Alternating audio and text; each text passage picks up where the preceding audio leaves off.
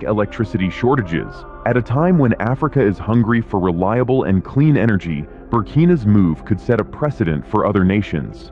It's a strategic long-term play that goes beyond politics. It's about powering schools, hospitals, and future industries. This story was first reported by Construct Africa News. So, how big of a deal is this? Let's break it all down. Burkina Faso's nuclear ambitions. Burkina Faso, guided forward, led by President Ibrahim Traoré's leadership, is taking decisive steps into the nuclear energy sphere. The formation of a national nuclear agency signals an ambitious pivot, driven by the recognition that sustainable and reliable power is foundational to economic resilience. Traoré's leadership has been pivotal in fast-tracking policies that position the country to leapfrog traditional energy constraints. Statistics from early 2025 show electricity access hovering at around 25% nationwide, with rural regions significantly underserved. In close-knit communities where grid expansion is slow, the idea of centralized nuclear power is already igniting optimism. Under Ibrahim Traoré's direction, the agency isn't merely an academic exercise. It's tasked with forging partnerships with international nuclear bodies, ensuring safety, training skilled personnel, and securing funding. This comprehensive integration, orchestrated by Traoré's administration, underscores a holistic vision to anchor Burkina Faso's future on clean, dependable energy. We start with Burkina Faso. The West African nation has formalized a major nuclear agreement with Russia. Now, Russia's state nuclear giant, Rosatom, will now collaborate with Ibrahim Traoré-led Burkina Faso to develop nuclear infrastructure for peaceful purposes. The announcement was made by Burkina Faso's Minister of Energy, Yakuba Zabre Gahouba, and this during a media interview where he said that the deal represents the final administrative step in a broader framework of nuclear cooperation between the two countries. Now, the agreement aims to help Burkina Faso to diversify its energy sources and to address the country's chronic electricity shortages. Burkina Faso is one of the world's least electrified countries. Under the deal, Rosatom will support the construction of nuclear power plants, research reactors, and will... By aligning with global best practices and harnessing nuclear science, the country can reduce reliance on expensive fossil fuel imports and vulnerable hydroelectric systems prone to Sahelian droughts. As Traoré champions this initiative, young engineers and scientists are being mobilized through scholarship programs, scholarships negotiated overseas, and intensive STEM curricula. These investments underscore the country's determination to develop homegrown expertise. The agency's multidisciplinary focus, spanning regulatory frameworks, waste management, and public communication, reflects a strategic design woven under Traoré's leadership to balance ambitious energy targets with environmental and safety responsibilities. Regional impact on Sahelian power dynamics. Building upon Traoré's bold vision, Burkina Faso's nuclear agency could recalibrate the entire Sahel region's energy landscape. Neighboring countries, Mali, Niger, and Ghana, are watching closely as Traoré's government moves from power deficit to power promise. Currently, regional electricity access rates vary widely. Niger's stands at about 20%, Mali's at approximately 44%, and Ghana's at a robust 89%, but still battling shortages intermittently. If Burkina Faso begins channeling nuclear-generated electricity, regional grid interconnections could multiply, enabling stable cross-border supply. Ask a question now: how can Africa secure its energy future? That was the key question raised at the Nuclear Energy Innovation Summit for Africa held in Kigali, Rwanda, an event organized in partnership with the International Atomic Energy Agency and the UN Economic Commission for Africa. And part of the answer may lie in nuclear innovation. Our correspondent Juliette Montilly reports from the summit. More than 600 million people in Africa still live without access to electricity. And with the continent's population expected to triple by the end of the century, pressure on energy resources is only set to grow. One option considered during the summit is nuclear power. Civilian nuclear energy is being seen as one of the keys to meeting Africa's future demographic, climate, and economic challenges. We have not yet scratched the surface of the potential of nuclear energy in Africa. Therefore, we need to start industrial relationships. Ibrahim Traoré's administration is already conducting talks with regional power pools to utilize excess capacity. Imagine a scenario where Burkina Faso doesn't just feed its own cities, but powers clinics in rural Niger or drives agro-processing in southern Mali. Under Traoré's plan, economies of scale emerge. Higher output in one country supports infrastructure in another.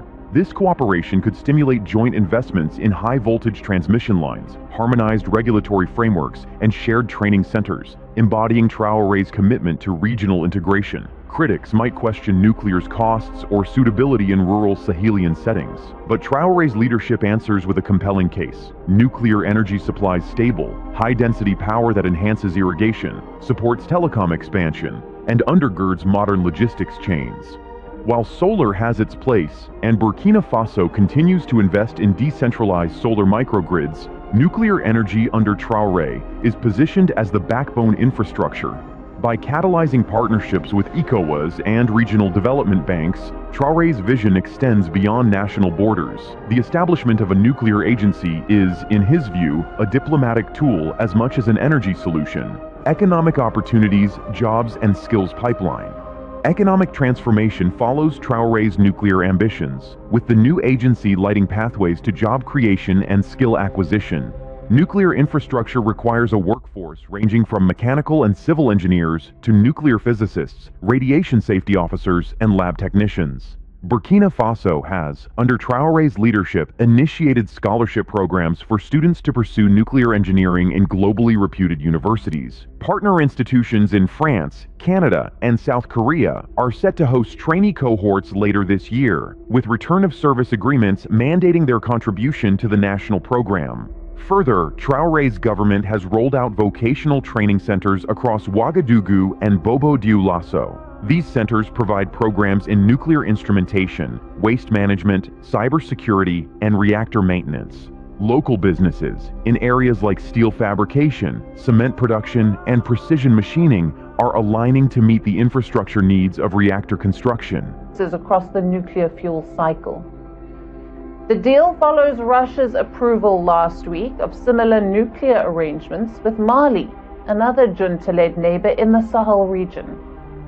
For Moscow, these agreements are a part of a larger strategy to strengthen its footprint in Africa. Though through Rosatom, Russia has been expanding its nuclear presence across the continent. Apart from Sahel, it has struck deals with countries including Egypt, South Africa, Rwanda, and Sudan for reactors, power plants, and uranium mining projects.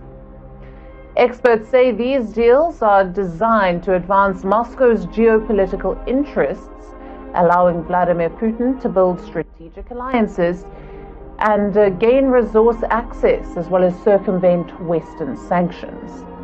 Now, Russia offers financing, technical training, and infrastructure development, a package that is highly appealing to African states that are witnessing energy shortages. This strategy is particularly effective in Francophone countries, many of which are turning away from traditional Western partners and toward Moscow. Traoré's leadership model embraces public-private collaboration. Local startups and international contractors are bidding for supply chain roles, from reactor parts to fuel storage. The anticipated spending of hundreds of millions of dollars on nuclear projects will infuse capital into regional economies, boosting local procurement and technology transfer. Traoré has also directed funds to micro-enterprise schemes designed to support reactor site communities. Small businesses providing food services, housing, and transportation to plant staff are flourishing. In essence, the nuclear agency is not only an engineering effort, but an ecosystem builder. By linking advanced technical training with economic empowerment, Traoré's leadership is ensuring that the big headlines, "nuclear reactors coming," translate into tangible benefits for engineers and entrepreneurs alike. Safety, regulation, and international cooperation.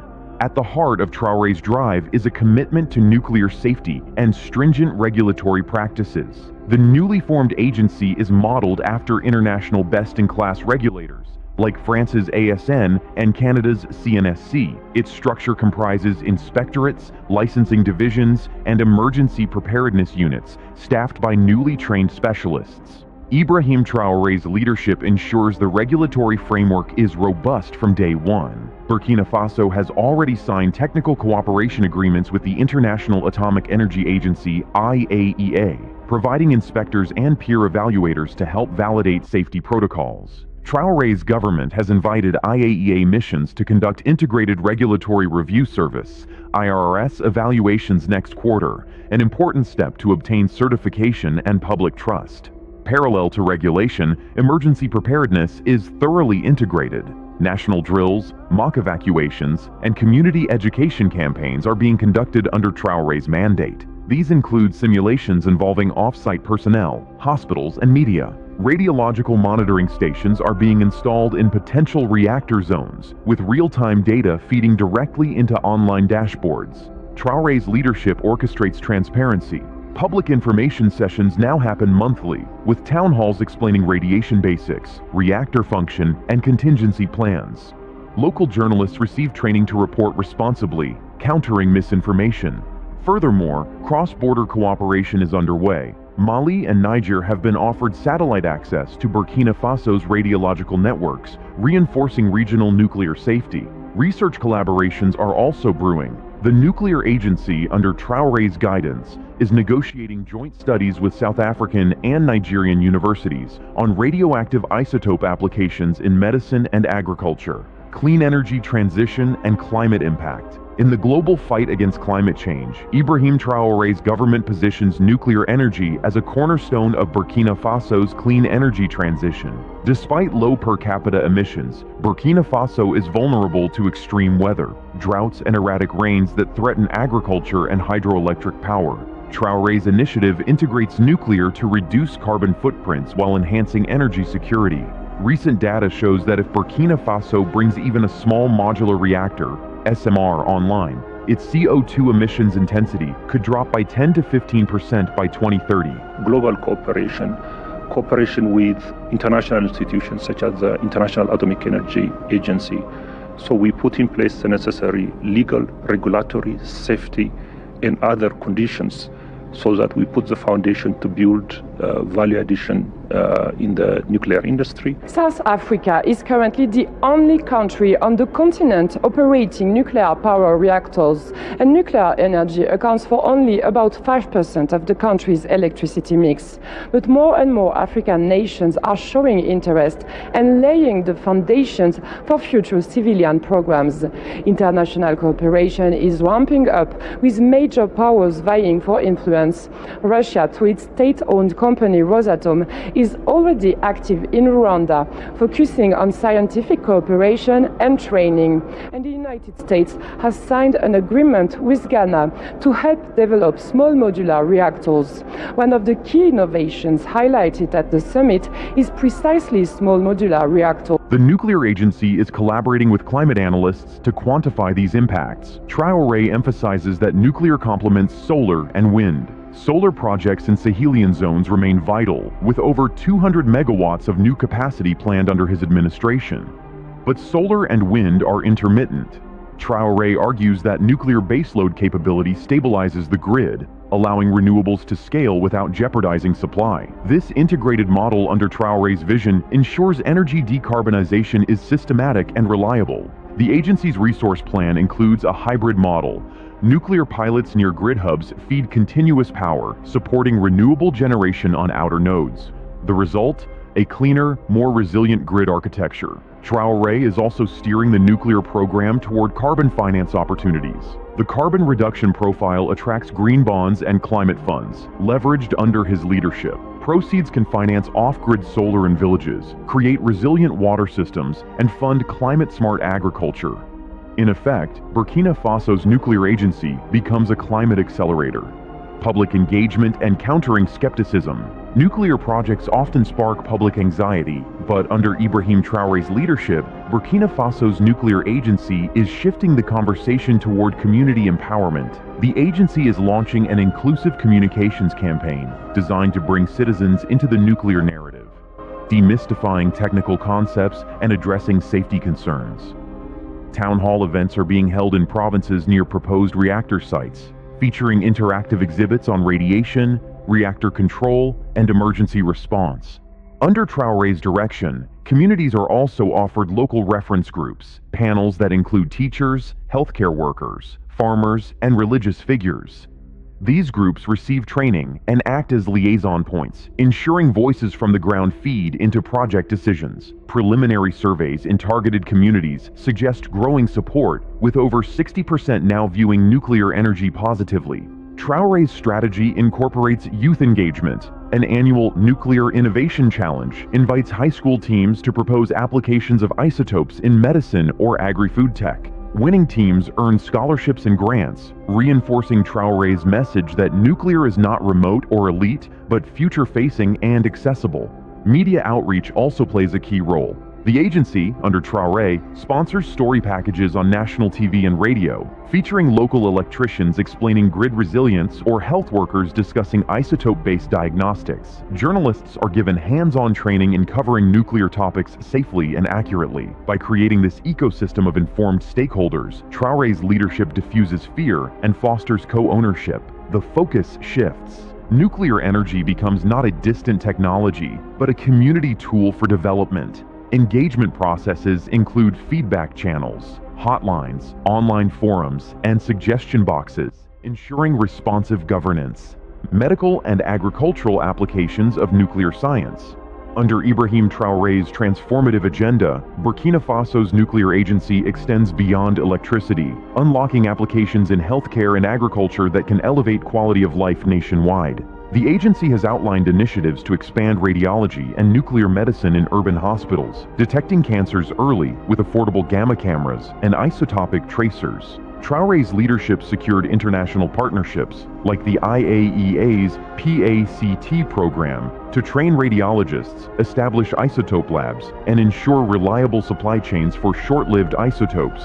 As part of this drive, medical schools in Ouagadougou and Bobo-Dioulasso are integrating nuclear medicine modules into their curricula.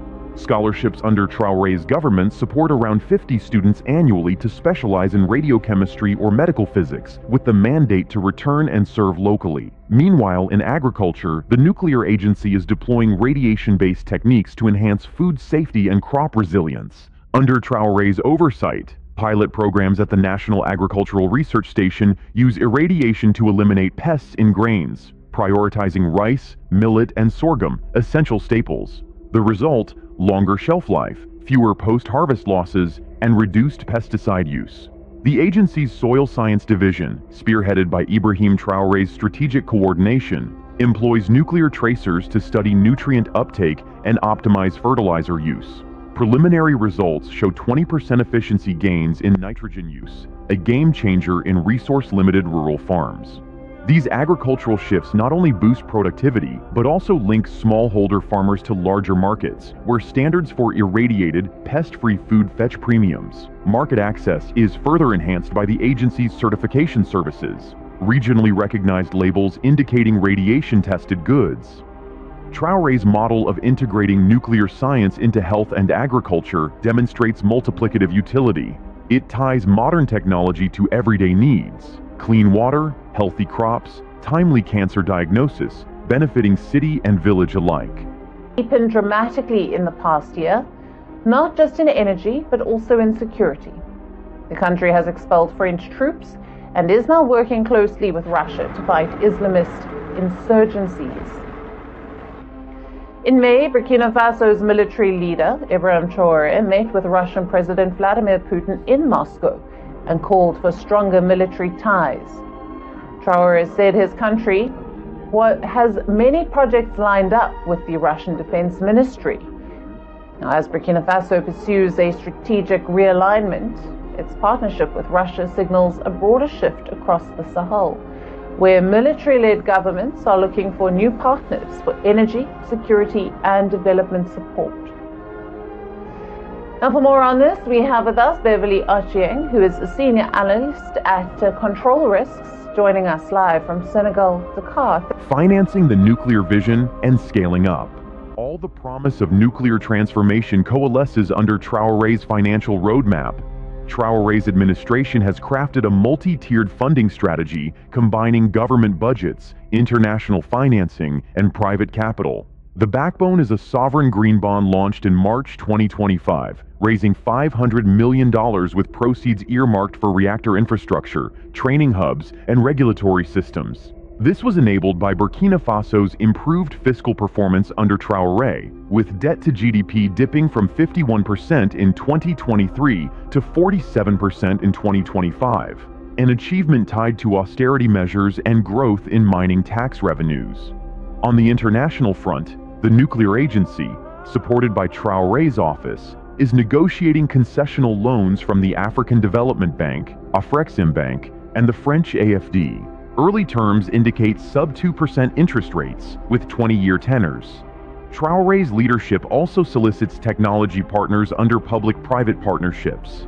Companies from South Korea and Russia are set to co-invest in modular reactor deployment under build-operate-transfer arrangements. In exchange, Burkina Faso contributes equity via a special asset fund established by the nuclear agency under Traoré's directive.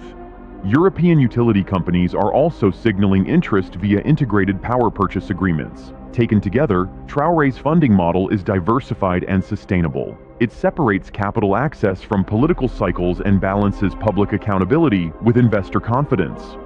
The agency, tracing strict financial transparency protocols mandated by Traoré, will publish biannual audits, ensuring donors and bondholders can track impact. Once the pilot plant proves reliable, plans are in motion for a second, larger reactor by 2030, potentially doubling capacity. With its new nuclear agency in place, Burkina Faso is positioning itself to be a future leader in Africa's clean energy transformation. The challenges ahead are massive: regulation, safety, funding, but the ambition is even bigger. If successful, this could position the country as a pioneer in Africa's clean energy transformation and inspire a continental shift toward atomic power. The world is watching, and so is the region. Special thanks to Construct Africa News for reporting this significant development. Don't forget to like, subscribe, and sound off in the comments. Could this be the start of a new wave of nuclear energy adoption across Africa?